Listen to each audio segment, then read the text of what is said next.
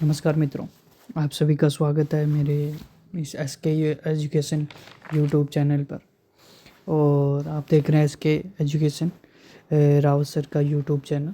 और मेरा नाम प्रदीप है। और जैसा कि पिछली वीडियो में मैंने आपको बताया था, आज हम पोइम्स का सेकंड पार्ट पढ़ने वाले हैं। क्लास 10वीं का आरबीएससी सिलेबस चल रहा है। 2026 के कोर्स से रिलेटेड जो भी वीडियो बनाए जा रहे हैं उनमें हमने पार्ट फर्स्ट में हमने देखा था 3 पोइमों को, और उन 3 पोइमों में भी हमने इम्पोर्टेंट क्वेश्चन और उनके साथ हमने अटैच किए थे इम्पोर्टेंट स्टेंजा।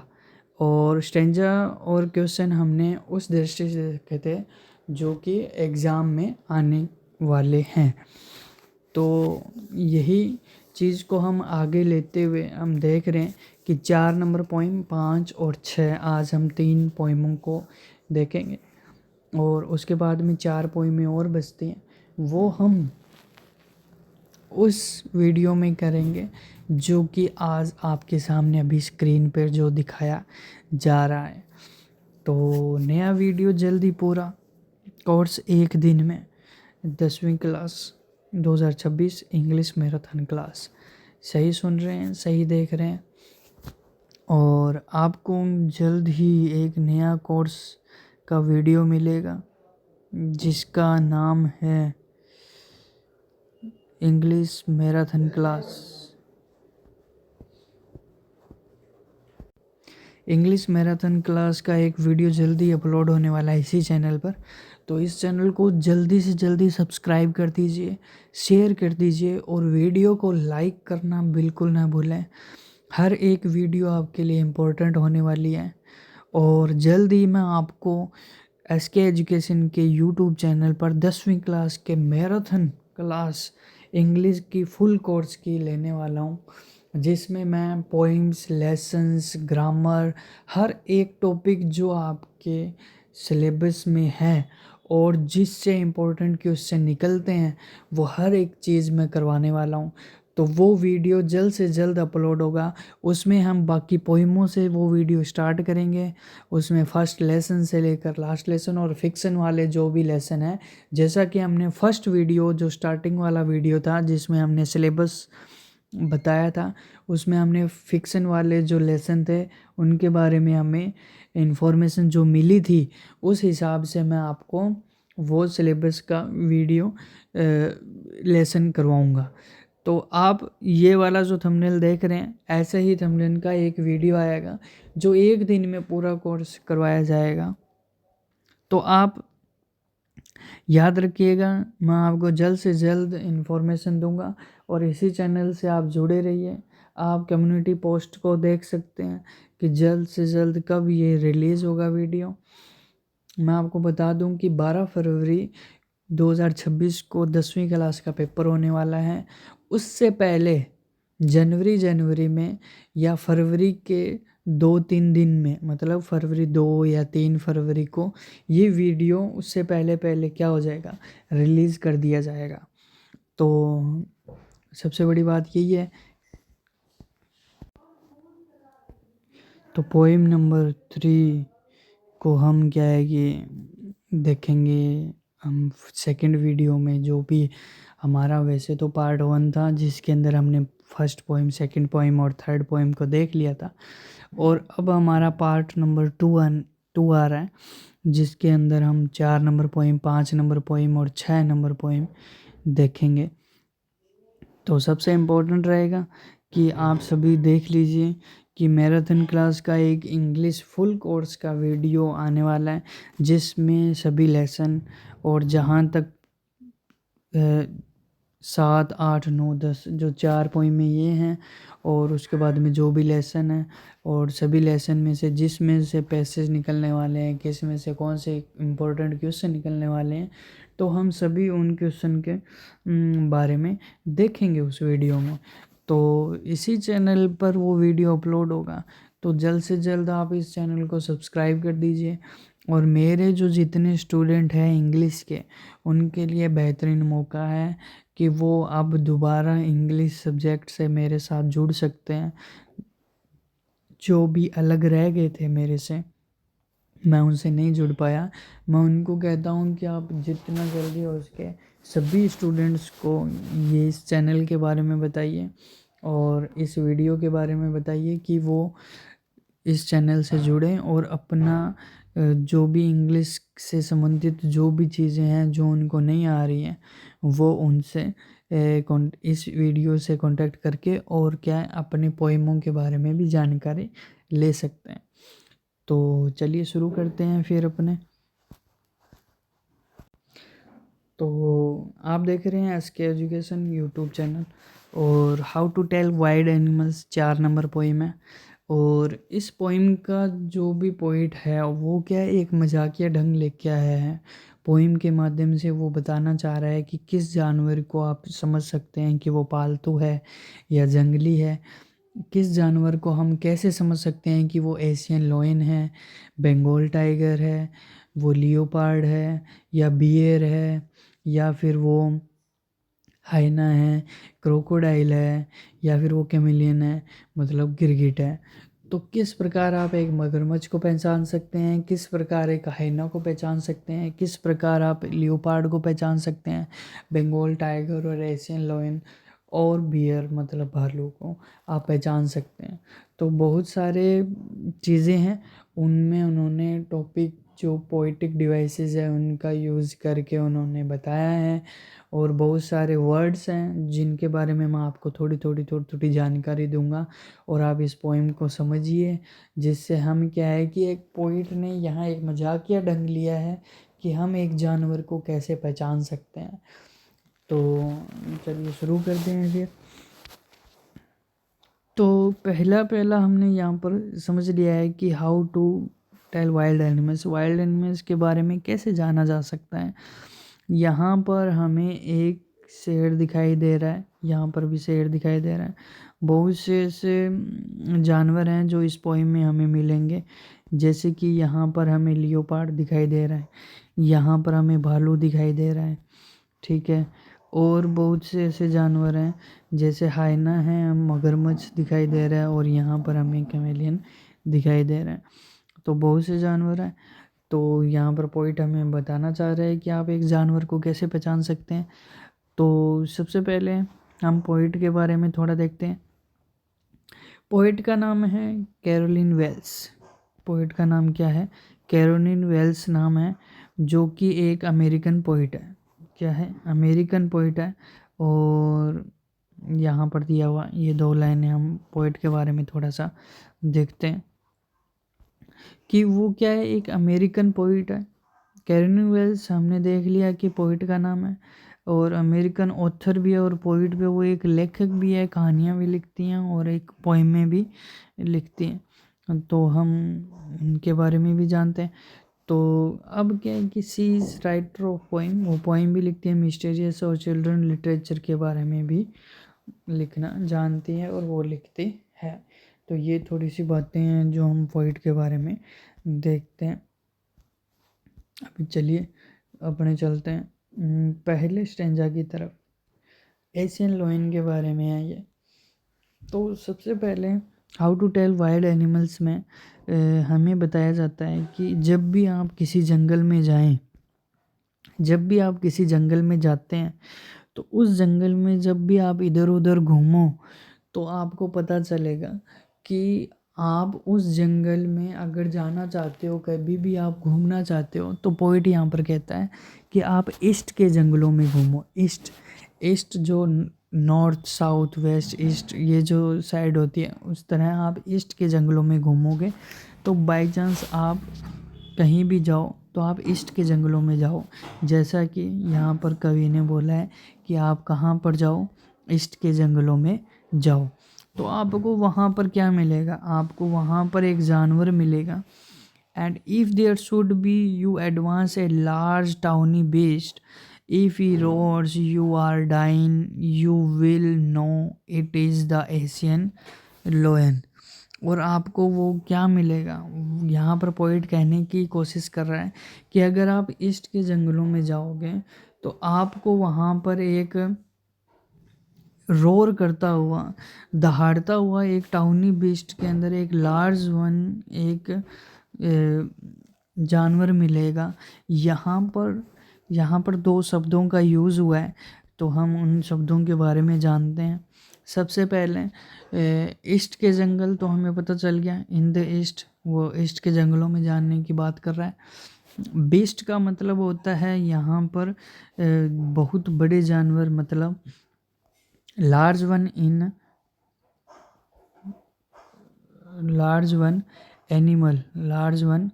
एनिमल, मतलब एनिमल में से सबसे बड़ा जानवर की बात की जा रही है। तो बीस्ट का अर्थ वो होता है। और इसके बाद में यहाँ पर जो बात हो रही है वो हो रही है टाउनी। टाउनी का अर्थ होता है जो आपको मिलेगा येलोइश कलर में, जो येलो कलर में मिलेगा आपको, या फिर आपको ब्राउन कलर में मिलेगा, या फिर आपको मिलेगा ऑरेंज कलर में।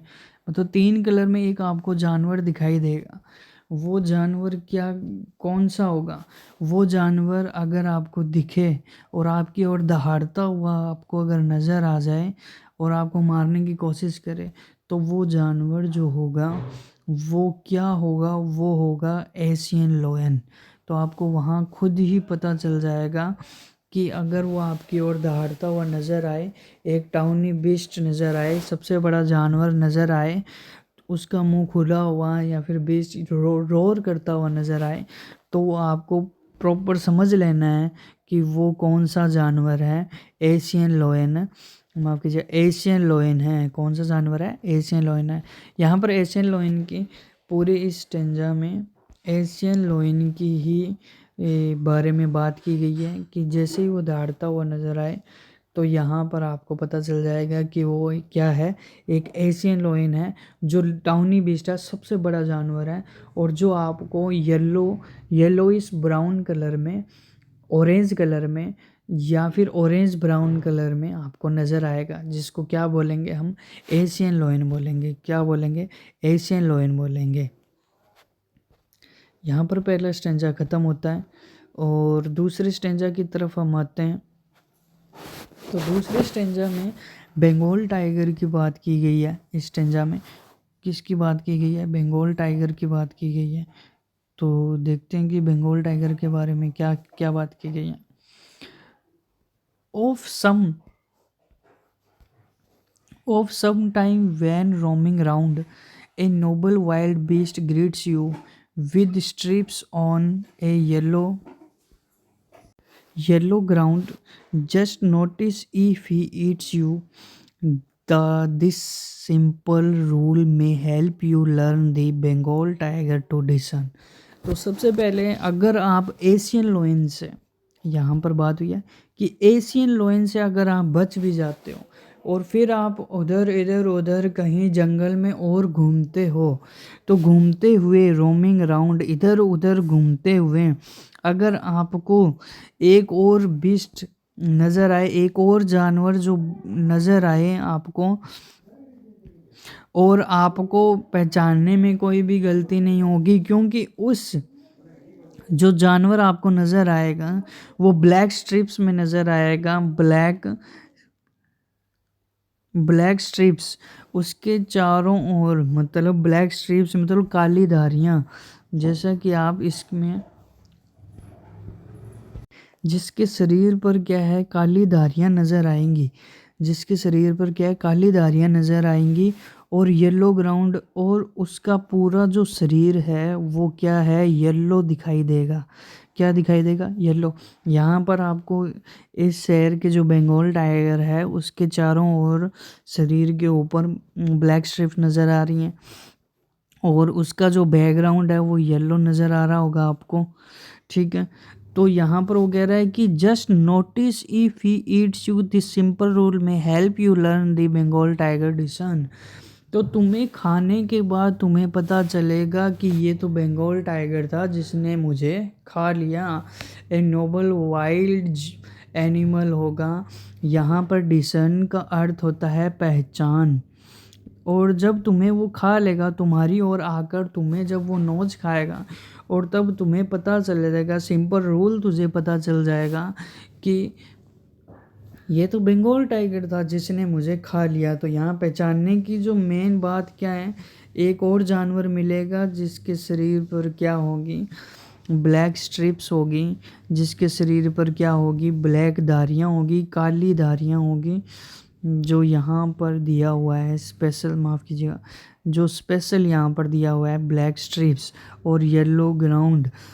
तो और वो तुम्हें ऐसे सीधा छोड़ेगा नहीं, वो तुम्हें खाने के बाद ही ईट्स यू, और जब वो तुझे खा लेगा तो तुम्हें पता चलेगा कि बंगाल टाइगर था जिसने मुझे क्या कर लिया, खा लिया। तो यहाँ पर किसकी बात हुई है, बंगाल, माफ़ कीजिए, बंगाल टाइगर की बात हुई है। किसकी बात हुई है, बंगाल टाइगर की बात हुई है। और तो यहाँ पर बंगाल टाइगर भाई साहब आपको दिखाई दे रहे हैं कि इस प्रकार से बंगाल टाइगर को क्या आप पहचान सकते हो। मैं आपको एक बार फिर से बोल दूं कि पोइट ने एक मजाकिया जो ढंग है, एक पोइट ने एक मजाकिया ढंग निकाला है कि कोई भी जानवर को हम कैसे समझ सकते हैं। तो यहाँ पर हमें एशियन लायन और बंगाल टाइगर के बारे में पता चला है। तो तीसरा हम चलते हैं तीसरे स्टेंजा पे। यहाँ पर तीसरा स्टेंजा क्या बोलता है कि इफ़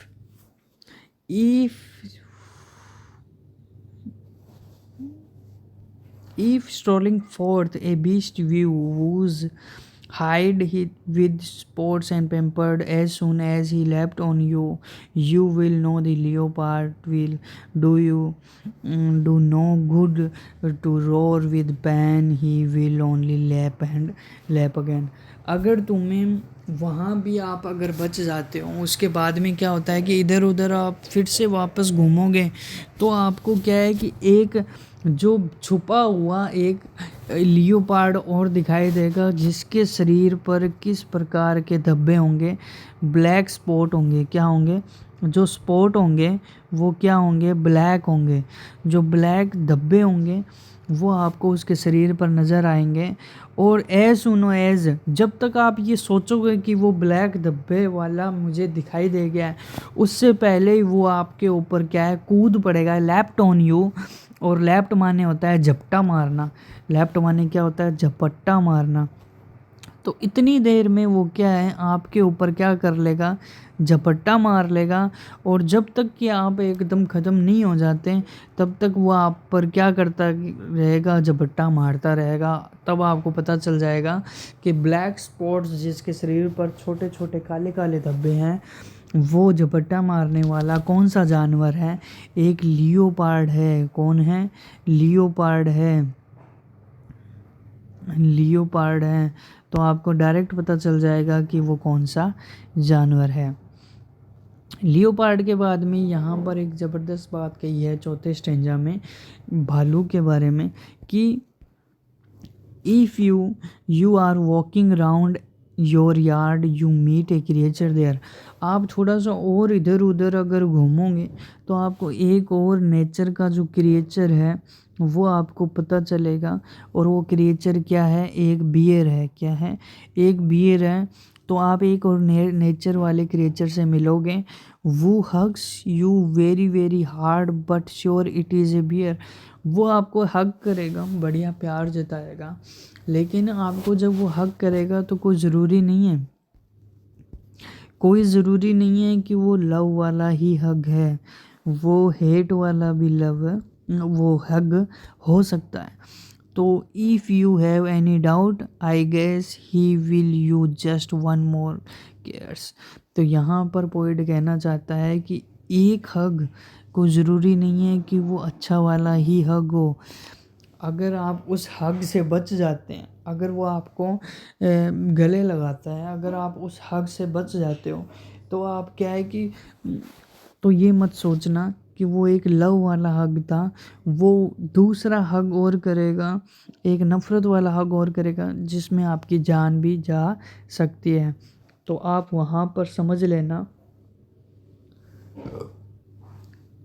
कि वो एक बियर था, एक बियर का हक था।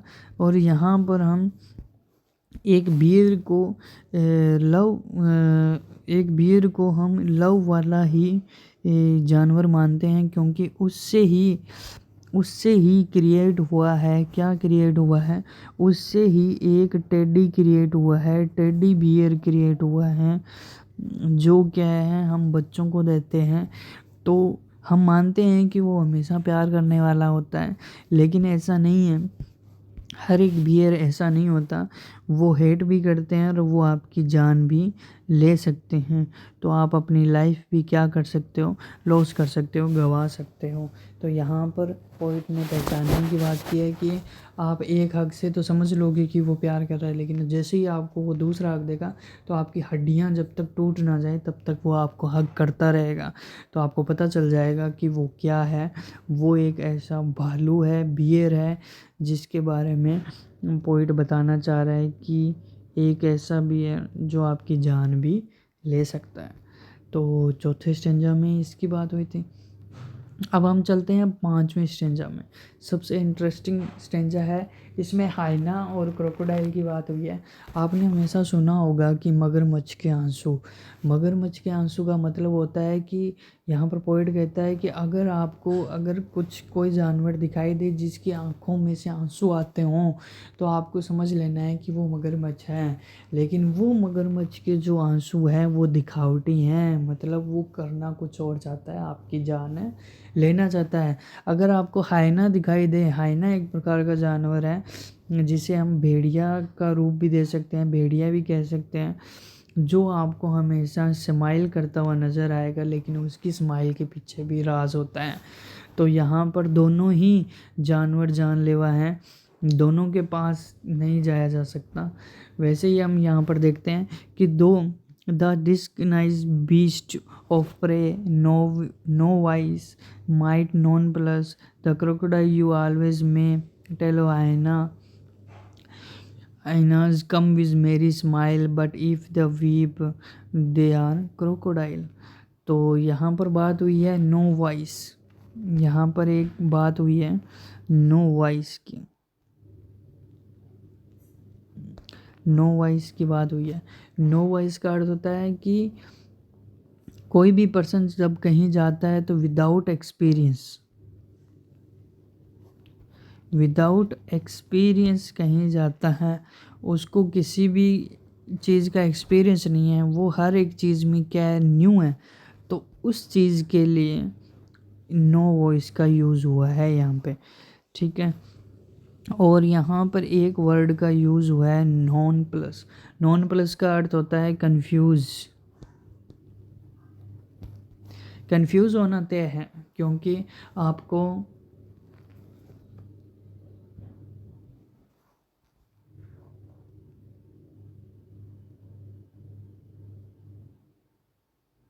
आपको यहाँ पर दिखाई देगा, माफ़ कीजिएगा, यहाँ पर दिखाई देगा कि नॉन प्लस जो है वो कंफ्यूज होगा। क्योंकि नॉन प्लस कंफ्यूज का वर्ड क्यों दिया गया है? क्योंकि मगरमच्छ के आंसू दिखाने के कुछ और होते हैं और जो करने के हैं वो कुछ और होते हैं। वो आपको दिखाएगा कि उसकी आंखों में से आंसू आ रहे हैं, लेकिन आप जैसे ही उसके पास जाओगे वो आपको खाने के लिए दौड़ेगा। वैसे ही आईना है, वो स्माइल तो देगा, आपको लगेगा वो स्माइल दे रहा है, लेकिन वो स्माइल नहीं दे रहा होता। आप जैसे ही उसके पास जाओगे वो आपके चमड़ी को खाने के लिए दौड़ेगा, ठीक है। तो यहाँ पर ये बात हुई है। तो दोनों के बारे में हम जानवरों के बारे में यहाँ पर जान चुके हैं। अब यहाँ पर सबसे इंटरेस्टिंग बात हुई है एक चीज़ की, कैमेलियन। यहाँ पर मैं आपको एक चीज़ बना के बता दूँ पेड़ के बारे में। यहाँ पर कहते हैं the true chameleon is small lizard sort of thing, he has not any ears at all and not a single wing, if there is nothing on the tree tease the chameleon you see. यहाँ पर कवि कहता है कि अगर तुम्हें कहीं भी, अगर तुम इधर उधर और घूमते हो और तुम्हें कोई पेड़ पर कुछ दिखाई ना दे, तो आपको एक चीज़ जान लेना है कि जहाँ पर तुम्हें कुछ दिखाई नहीं दे रहा उस पेड़ पर, तो वहाँ तुम्हें जान लेना है कि वहाँ एक कैमेलियन मौजूद है। कैमेलियन होता है गिरगिट। कौन होता है? गिरगिट। तो वहाँ तुम्हें जान लेना है कि वहाँ पर कौन मौजूद है, एक गिरगिट मौजूद है। एक गिरगिट मौजूद होगा जो कि बड़ा ही खतरनाक होता है। क्यों? क्योंकि वो अपना क्या कर लेता है, रंग बदल लेता है। वो क्या कर लेता है, अपना रंग बदल लेता है। वो जिस हिसाब से जहाँ पर मौजूद होता है उस हिसाब से उस चीज़ का रंग बदल लेता है। वो एक छिपकली की तरह दिखाई देता है। और लेकिन वो क्या होता है, गिरगिट होता है। उसके ना तो क्या होते हैं, कान होते हैं, और ना ही उसके क्या होते हैं, पंख होते हैं। और वो इस तरह छुप सकता है कि वो आपको दिखाई ना दे। यहाँ पर टीज वर्ड यूज़ हुआ है तो यहाँ के लिए ही हुआ है कि यहाँ है, कि अगर तुम्हें यहाँ नहीं दिखाई दे रहा तो इसका मतलब ये नहीं है कि वहाँ नहीं है, वो यहाँ यहाँ ही है। तो यहाँ पर कैमेलियन का इस तरह बताया गया है कि अगर आपको किसी पेड़ पर कुछ दिखाई नहीं दे रहा तो इसका मतलब ये नहीं है कि वहाँ पर कुछ नहीं है, वहाँ पर कैमेलियन मौजूद है। एक छिपकली की तरह दिखाई देने वाला एक गिरगिट, जो कि जिसके कान भी नहीं है और जिसके पंख भी नहीं है, जो आपको दिखाई नहीं देगा लेकिन वो वहीं पर मौजूद है।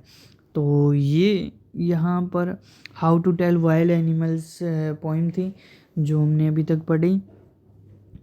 6 स्टेंजा थे। 6 स्टेंजा में हमने 7 जानवरों के बारे में पढ़ा। और कैरोलिन वेल्स पोइट थे इनके। तो हम थोड़े से इसके इम्पोर्टेंट जो स्टेंजा है, सबसे इम्पोर्टेंट वो देख लेते हैं। सबसे इम्पोर्टेंट जो स्टेंजा बनता है वो बंगाल टाइगर का बनता है। इसमें बंगाल टाइगर का, तो आपको बंगाल टाइगर का जो भी स्टेंजा था उसके बारे में आपको जानना बहुत ज़्यादा ज़रूरी है। बंगाल टाइगर का स्टेंजा जो था वो ये वाला था, ठीक है। तो इसके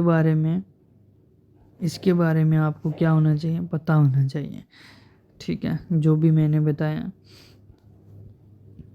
कुछ क्वेश्चन है जो आप इसका स्क्रीनशॉट ले सकते हैं और इन क्वेश्चनों को देखिए और बार बार इसको पढ़िए, ध्यान लगाइए। जो सबसे इम्पोर्टेंट स्टेंजा है, सबसे इम्पोर्टेंट जो आपके लिए परीक्षा में एग्ज़ाम में आ सकता है, ठीक है। और इसके अलावा कुछ क्वेश्चन है कि आपको बंगाल टाइगर के बारे में डिस्क्राइब करना है कि पोइट ने कैसे बंगाल टाइगर को डिस्क्राइब किया है। और पूरी पोइम के बारे में क्वेश्चन आ सकता है कि आप अपनी तरफ से अपनी लैंग्वेज में बताइए कि हर एक जानवर को हम कैसे पहचान सकते हैं। जैसा कि पोइट ने बताया, उनको उनके शब्दों को लेकर आप अपनी तरफ से कुछ कम शब्दों में आप पूरी पोइम को डिस्क्राइब कीजिए। इसके बाद में लास्ट में कैमेलियन जो था, गिरगिट जो था, उसके बारे में बताना है कि लास्ट स्टेंजा में क्या बताया गया था। और जो चौथा क्वेश्चन है वो ये है कि आपको क्रोकोडाइल के बारे में बताना है। तो आप क्रोकोडाइल के बारे में थोड़ा सा बता दूँ। मगरमच्छ कैंसू क्रोकोडाइल क्राई करता है, लेकिन उस क्राई के पीछे हमें जाना नहीं है। जैसे हम उसके पास पहुंचेंगे तो वो हमें क्या है, दबोच खाएगा। तो ये how to tell wild animals थी, कैरोलिन वेल्स की थी, और ये जानवर थे। आप दोबारा इस पोइम को जैसे भी आप पढ़ना चाहते हो पढ़ सकते हो। तो हम अब चलते हैं द बॉल पोइम के पास। 5 नंबर पोइम है the ball poem. Ball poem का देखिए थोड़ा ऐसा है कि इसमें पोइट जो जॉन बेरेमन है वो क्या है कि वो हमें बताना चाहते हैं कि हमें किसी भी चीज़ के पीछे इतना नहीं जाना है कि हम उस चीज़ के बारे में इतना सोच लें और अपनी ज़िंदगी को ख़त्म कर लें, अपनी ज़िंदगी को सिकोड़ दें, अपनी ज़िंदगी को एक जगह ही रख लें और वहाँ से हम निकल नहीं पाएँ। तो कोई भी चीज़ के पीछे इतनी लव थिंग अपनी को नहीं लेके जाना है, उसके पीछे इतना खो नहीं जाना है कि हम उसके पीछे इतना रह जाएं और अपनी लाइफ को क्या कर दें, ख़राब कर दें। तो हमें क्या है, वहाँ से मूव आउट होना ज़रूरी है। तो यहाँ पर इस पोइम में यही बात की गई है। तो यहाँ पर क्या होता है कि एक नदी होती है, नदी के किनारे एक लड़का क्या है कि अपनी बॉल से खेल रहा होता है।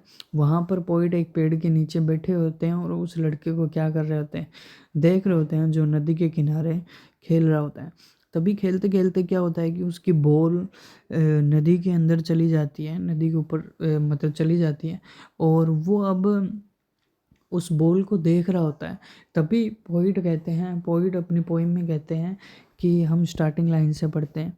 तभी जो पोइट है वो कहते हैं कि what is the boy now, what is the boy now. अब क्या है कि बॉय जो है वो अब क्या करेगा, जो लड़का है वो अब क्या करेगा।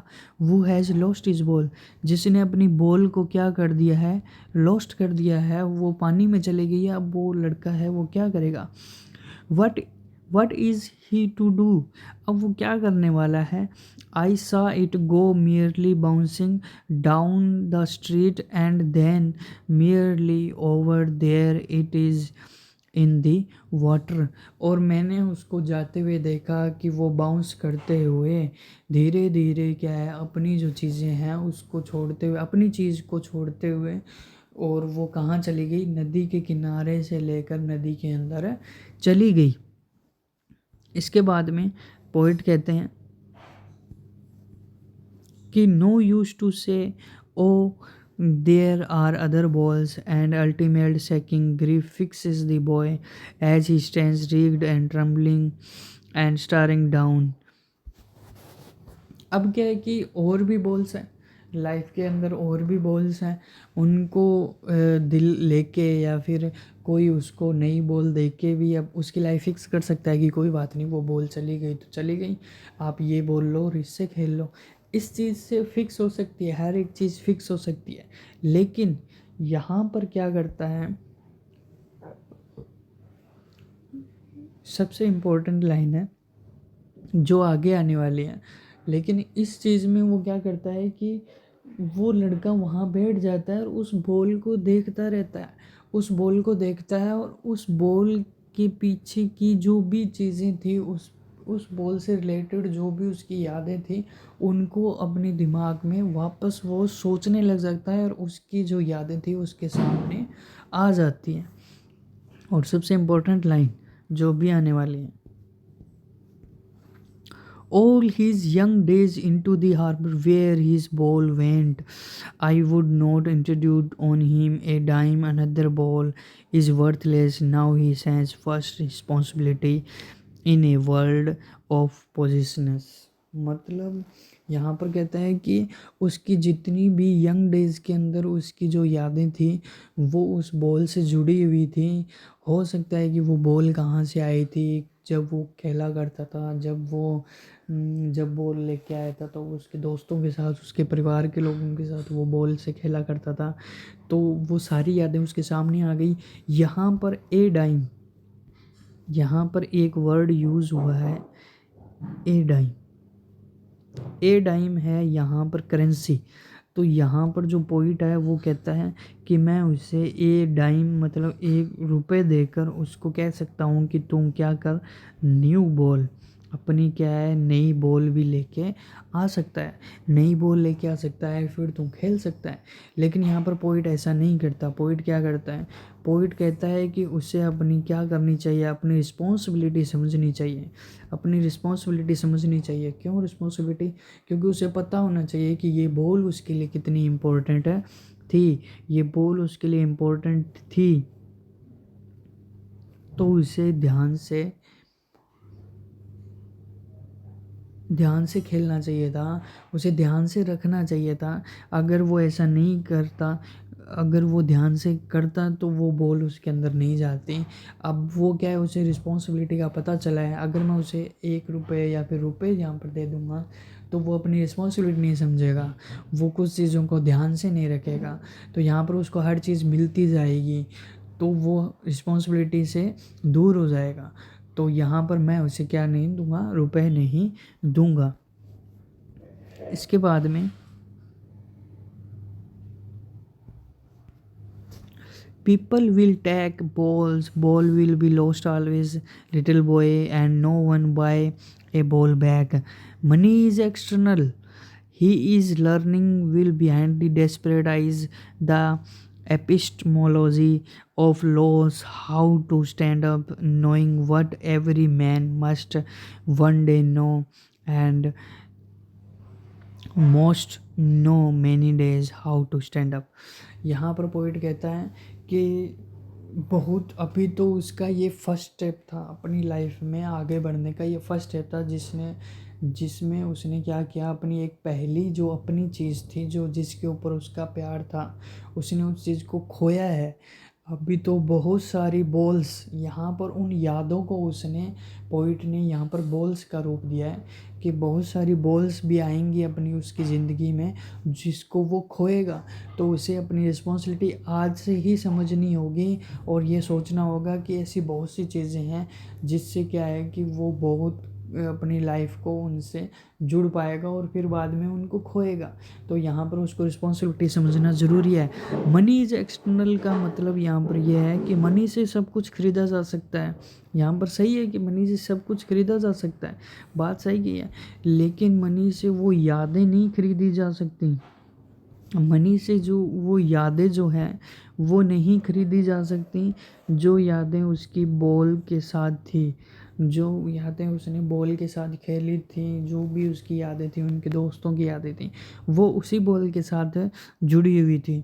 तो यहाँ पर पोइट कहता है कि उसे क्या करना होगा कि अपनी लाइफ में हमेशा देखना होगा कि बहुत सारी चीज़ें आएंगी जो उसके साथ जुड़ेंगी और वो लॉस भी होंगी, मतलब वो चली भी जाएंगी, लेकिन उसे हर एक चीज़ के साथ इतना लगाव नहीं रखना है कि उसकी ज़िंदगी भी ख़राब हो जाए।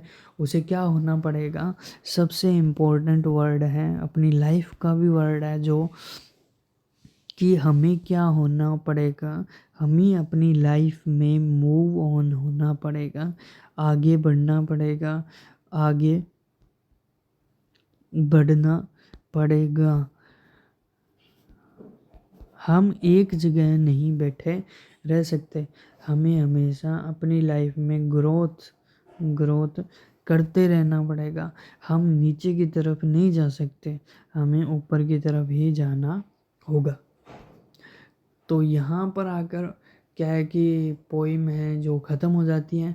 पोइट जॉन बेरीमैन है, उनका पूरा नाम जॉन एलन मैकपील बेरीमैन है, जो कि अमेरिकन पोइट्री लिखते हैं सेकंड हाफ ऑफ, मतलब द्वितीय सेंचुरी कह सकते हैं हम, या फिर हम कह सकते हैं कि 20वीं शताब्दी के सेकंड हाफ में उन्होंने बहुत सारी पोइमें लिखी थी और इनकी जो मृत्यु हुई थी वो सुसाइड के कारण हुई थी। ठीक है, ये जॉन बेरीमैन है जिन्होंने ये पोइम लिखी, और आप इस पिक्चर के आधार पर अपनी पिक्चर बना सकते हैं कि कैसे वो बॉल उसकी खो चुकी थी। इसमें पोइटिक डिवाइस होती है, इसमें सबसे ज़बरदस्त चीज़ें क्या बोली गई हैं। इसमें पोइटिक डिवाइस में रिपीटेशन की बात हुई है, तो रिपीटेशन में क्या होता है कि इसमें बोला गया है कि हर चीज़ बार बार बोली गई है, व्हाट ऐसे ऐसे करके, ठीक है, फिर अगली लाइन में भी व्हाट ऐसे, नो एज ऐसे रिपीटेशन हर एक वर्ड का बार बार हुआ है। और इसमें हम एक पोइटिक डिवाइस और बात कर सकते हैं, एलिट्रेशन।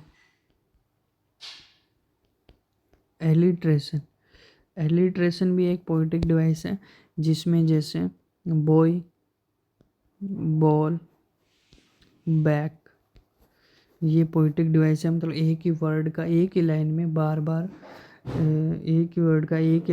बार बार यूज़ हो रहा है, जैसे बॉय का, बॉल का और बैक का, तो बी ऐसे करके।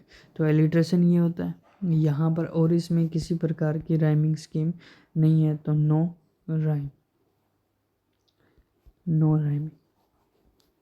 ठीक है, तो यहाँ पर ये पोइम है जो समाप्त होती है। तो इसके अंदर इतना ही था। बॉल पोइम के अंदर सबसे इम्पोर्टेंट 2 स्टेंजा रहते हैं, जो स्टार्टिंग वाला स्टेंजा है और एक बीच में जो स्टेंजा है वो रहेगा कि अब वो क्या करेगा, और भी अदर बॉल से भी क्या हो सकता है, उसकी लाइफ क्या हो सकती है, फिक्स की जा सकती है। लेकिन ऐसा नहीं होना चाहिए, क्योंकि वो रिस्पॉन्सिबिलिटी नहीं समझेगा। तो हमें ये पता होना चाहिए।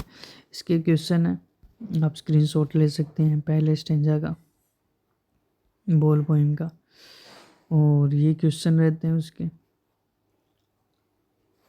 इसके बाद में दूसरा स्टेंजा है, जो पहला स्टेंजा इस पोइम का, माफ़ कीजिएगा, पहला स्टेंजा जो इस पोइम का है।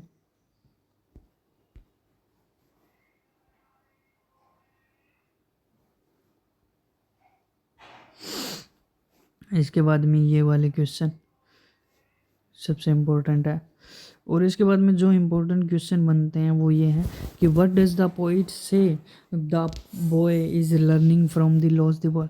रिस्पॉन्सिबिलिटी, रिस्पॉन्सिबिलिटी के माफ़ कीजिएगा, रिस्पॉन्सिबिलिटी के बारे में बहुत ज़्यादा वो समझेगा, और वो चीज़ें बतानी है कि बहुत सारी चीज़ें लाइफ में आएंगी, वो उनको खो भी देगा और उनको पाएगा भी। जो खो देगा उनके साथ इतना लगाव नहीं रखना है कि वो अपनी लाइफ भी क्या करते हैं, ख़राब करते हैं। तो दूसरा क्वेश्चन है what does the poet offer to buy a ball. अंदर उन्होंने मतलब बॉय को दूसरी बॉल खरीदने का मौका क्यों नहीं दिया, वापस वही सवाल आ जाता है, क्योंकि रिस्पॉन्सिबिलिटी चाहते थे कि वो रिस्पॉन्सिबल बने। How was the behaviour of the boy after losing. वो एकदम चिड़चिड़ापन सा हो गया था, नदी के किनारे बैठ गया था अपने घुटनों के बल, और बैठने के बाद अपनी पूरी यादें जो बॉल से जुड़ी हुई थी वो देखने लग गया था। मनी इज़ एक्सटर्नल का मतलब क्या होता है, मनी इज़ एक्सटर्नल कि मनी से सब कुछ खरीदा जा सकता है, लेकिन मनी से ना तो लव खरीदा जा सकता है, ना मनी से यादें खरीदी जा सकती हैं, ना मनी से हम ऐसी चीज़ खरीद सकते हैं जो पहले जो चीज़ें थी जिससे हमारी चीज़ें जुड़ी हुई थी, वो सारी चीज़ें कोई नई चीज़ से नहीं जुड़ सकती। और पूरी पोइम में क्या बताया गया है वो सारा हम, ये क्वेश्चन भी आ सकता है कि सब कुछ बताइए। तो इम्पोर्टेंट क्वेश्चन है, इम्पोर्टेंट चीज़ें हैं जो हमने बॉल पोइम में पढ़ी। इसके बाद में एक और पोइम है, पोइम नंबर 6 अमांडा। तो अमांडा की कुछ गाने हमारी तरह ही हैं। अमांडा को क्या है कि हर तरह से टोंट कसे जाते हैं, हर तरह से कुछ ना कुछ बोला जाता है कि ये करो वो करो, ये करो वो करो। तो अमांडा के मन में दो चीज़ें आती हैं। एक तो आती है कि वो एक मरमेड होती है, मरमेड का अर्थ होता है जलपरी, और एक होती है वो रेपुंजल। तो मरमेड का अर्थ यहाँ पर ही हो गया जलपरी। अगर वो जलपरी क्यों होती तो उसे क्या है कि ना तो किसी प्रकार से कोई साफ़ सफाई करनी पड़ती, ना उसे जूते पहनने पड़ते, ना कोई बात, और वो इधर उधर हमेशा की तरह क्या करती रहती, घूमती रहती, और उसके किसी प्रकार से माँ बाप नहीं होते, वो अपना खुद का ही इधर उधर घूम कर सब कुछ करती। तो उसे ना कुछ सुनने को पड़ता, ना कुछ करने को होता। और यहाँ पर रेपुंजल, रेपुंजल आपने एक कार्टून देखा होगा जिसमें उस लड़की के बहुत बड़े बाल होते हैं, और वो एक क्लॉक टावर नाम से कोई चीज़ है, जैसे टावर था उसके अंदर वो रहती है। तो उसे जब कभी भी किसी को अपने यहाँ खुद के यहाँ घर पर बुलाना होता है तो वो क्या करती है, अपने बालों को फेंक देती है, और उसके बाल पकड़कर वो क्या है अंदर आ जाता था, उसके घर में आ जाता था। अब यहाँ पर कहने का था जो मतलब है वो ये हो गया कि वो जब चाहे तो उस व्यक्ति को अंदर बुला ले, और जब चाहे उस व्यक्ति को बाहर, मतलब बाल फेंके नहीं, और वो उसके घर पे भी नहीं आ सकता। मतलब वो अपना ही पीस चाहती है, अपना ही शांति चाहती है, वो अपना ही पीस चाहती है कि कोई उसी की शांति के बीच में ना आए। तो यहाँ पर देखते हैं कि पोइम में क्या बात हुई है। तो सबसे पहले वो बैठी हुई है ऐसे सर झुकाए, कंधे झुकाए हुए एक जगह बैठी हुई है, और टेबल पर बैठी हुई है, स्कूल से आई है। और स्कूल से आने के बाद में उस क्या हुआ है कि don't bite your nails Amanda. उसकी माँ उसको बोलती है कि अपने नाखूनों को क्या मत करो, चबाओ मत, उन अपने नाखूनों को क्या मत करो, खाओ मत, अपने नाखूनों को खाओ मत। उसके बाद में don't hatch your shoulder Amanda. अपने जो कंधे हैं उनको झुका के मत बैठो, सीधा स्ट्रेट बैठो। Stop that slouching and sit up straight. और ऐसे दुखी भाव से मत बैठो, ऐसे झुका हुआ मत बैठो, अपने कंधों को क्या कर दो, स्ट्रेट अप कर दो, सीधा कर दो। इसके बाद में अब यहाँ पर वो सबसे इम्पोर्टेंट बात है जो यहाँ पर वो बोलती है, क्या बोलती है हम देखते हैं कि there is a languid emerald sea where is a soul of me a mermaid difficulty blissfully. अगर मैं जलपरी होती तो मुझे कहीं इधर उधर जाने की ज़रूरत नहीं पड़ती। मैं क्या करती, मैं अपनी ही तरफ से जहाँ जाना चाहती वहाँ जा सकती, जहाँ घूमना चाहती जहाँ घूम सकती, और जहाँ बैठना चाहती वहाँ बैठ सकती, तैर सकती, सब कुछ कर सकती। मुझे किसी प्रकार की किसी से सुनने की ज़रूरत नहीं पड़ती। यहाँ पर जो वर्ड यूज़ हुए हैं उसमें हम पहले देख लेते हैं। यहाँ पर हंच का यूज़ हुआ है, इसमें यहाँ पर स्लाउचिंग का यूज़ हुआ है, यहाँ पर बाइट का यूज़ हुआ है। तो यहाँ पर जो हंच है वो होता है एक तरह से लेज़ी होता है, जिसका अर्थ होता है लटक कर बैठना। लटक कर बैठना मतलब ढीला ढाला बैठ जाना, ना स्ट्रेट बैठना, ना कोई बात, एकदम थक कर बैठ जाना, ऐसा होता है। इसके बाद में उसको बोला गया है, तो वो ये वाली जो चीज़ है वो क्या करती है, ये सोचती है कि अगर मैं मरमेड होती, अगर मैं क्या होती, जलपरी होती, तो मैं क्या क्या काम करती। तो यहाँ पर उसने बताया, ठीक है। इसके बाद में उसकी माँ उसको फिर से डांटती है। उसकी माँ उसको क्या बोलती है, देखते हैं कि क्या बोलती हैं। Did you finish your homework, Amanda? Did you tidy your room, Amanda? I thought I told you clean your shoe, Amanda. तो यहाँ पर सबसे पहले कहते हैं कि क्या तुमने अपना होमवर्क है जो होमवर्क जो है क्या तुमने वो कर लिया है, और क्या तुमने अपने शूज़ है वो क्या है साफ़ कर लिए हैं, और क्या तुमने अपना रूम जो आपने अपना रूम है वो क्या ये तीनों काम कर लिए हैं। क्या आपने अपना रूम है वो साफ़ कर लिया है, क्या आपने अपना रूम साफ़ कर लिया है, क्या आपने शूज़ को साफ़ कर लिया है, क्या आपने अपने होमवर्क क्या है कर लिया है। तो ये चीज़ें उसको बोलती है उसकी माँ। तो वो फिर हार कर और थक कर बात करती है, और वो बोलती है, फिर वापस वही बात करती है। रेपुंजल जैसी अगर उसके कोई माँ बाप नहीं होते, वो अपने ही एक तरह से रेपुंजल होती। यहाँ पर सिंबलाइज यूज़ किया है, यहाँ पर बताया नहीं है कि रेपुंजल होती। यहाँ पर ऑर्फन की बात की गई है। ऑर्फन का अर्थ होता है अनाथ। तो यहाँ पर जो रेपुंजल थी वो भी अनाथ थी, लेकिन क्या है, वो अपने ही आधार पर काम करती थी कि उसे जो करना है वो करती थी, उसे जो नहीं करना है वो नहीं करती थी। तो वो सोचती है कि मैं अगर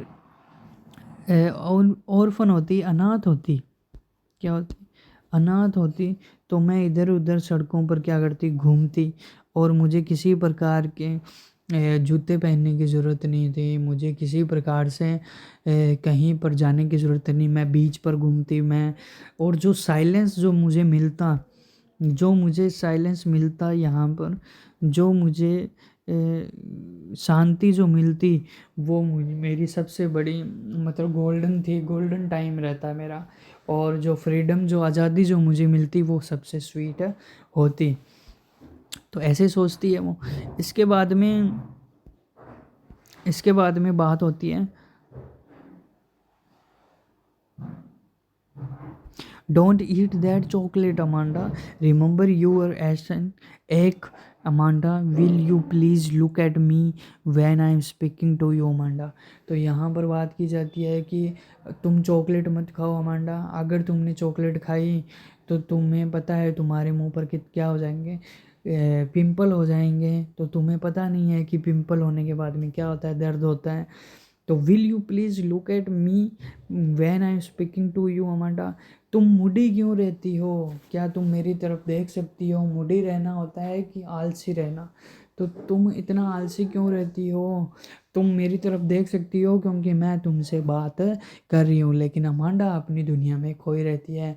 वो कहती है कि अगर मैं जलपरी होती तो मैं ये काम करती, अगर मैं जलपरी नहीं होती तो मैं रेपुंजल होती, रेपुंजल नहीं होती तो जलपरी होती।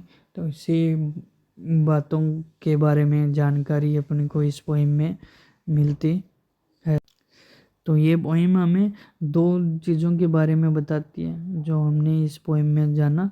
उसकी माँ उसको बहुत सारी चीज़ें बोलती हैं, लेकिन वो सोचती सिर्फ़ उन्हीं बातों के बारे में है जो वो करना चाहती है, लेकिन ऐसा नहीं होता। और ये पोइम बीच में यहाँ पर क्या हो जाती है, ख़त्म हो जाती है। तो ये वाली पोइम यहाँ पर रॉबिन क्लेन जो है उन्होंने लिखी है। उनका पूरा नाम है रॉबिन मैकमग क्लेन। फुल नेम है, ऑस्ट्रेलियन ऑथर है, ऑस्ट्रेलियन पोइट है, जो बुक्स है वो चिल्ड्रंस के लिए लिखती हैं। इसके बाद में अमांडा का जो सबसे बड़ा जो स्टेंजा है, सबसे इम्पोर्टेंट, वो पहला स्टेंजा है जिसमें वो नेल्स को खा रही होती है, उसके बारे में बात की गई है। ये उसके क्वेश्चन है, आप स्क्रीनशॉट ले सकते हैं। इसके बाद में वो जो अनाथ होने की वाली जो बात है, अनाथ होने वाला जो स्टेंजा है वो सबसे इम्पोर्टेंट है, तो उसके क्वेश्चन भी आप कर सकते हैं।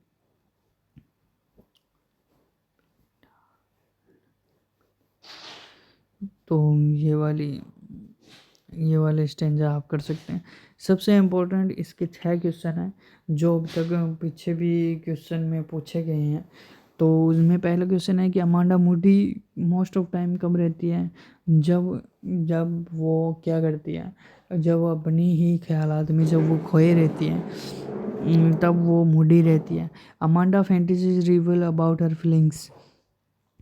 उसकी 2 फीलिंग्स हैं जो मैंने बताई थी, तो उन फीलिंग्स के बारे में बताना है कि वो क्या-क्या अगर ऐसा करती तो वो क्या-क्या करती, और क्या होती अगर वो ऐसा करती तो, ठीक है।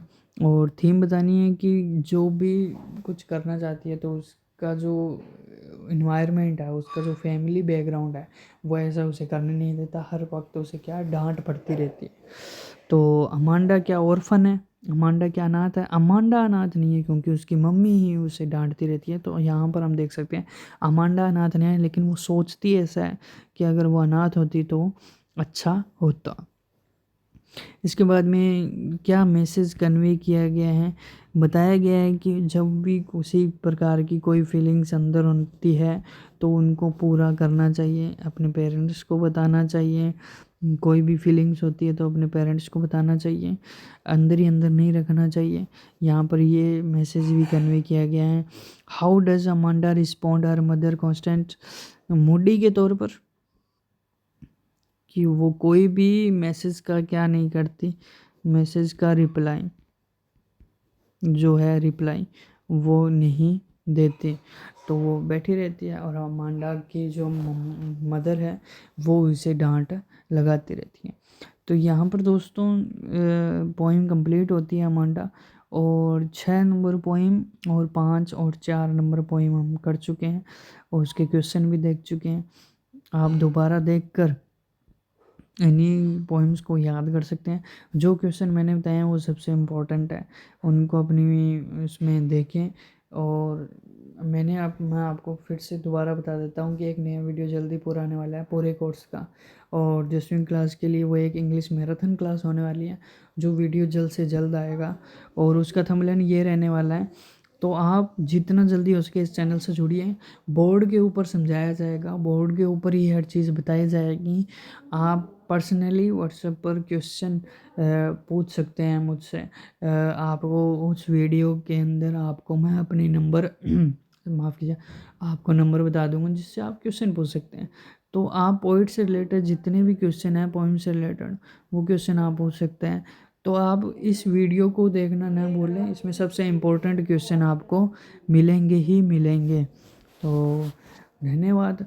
आप इस वीडियो को जितना हो सके उतना शेयर कीजिए, सब्सक्राइब कीजिए चैनल को, लाइक कीजिए, शेयर कीजिए, हर चीज़ कीजिए कि 10th क्लास के आरबीएससी के स्टूडेंट तक ये वीडियो पहुंच जाए। और जो मैराथन क्लास का जो वीडियो है वो जल्द से जल्द अपलोड होगा, वो वीडियो भी जल्द से जल्द पहुंच जाएगा। तो आप इस चैनल पर जुड़े रहिए, देखते रहिए। धन्यवाद, नमस्कार, श्री राधा जी।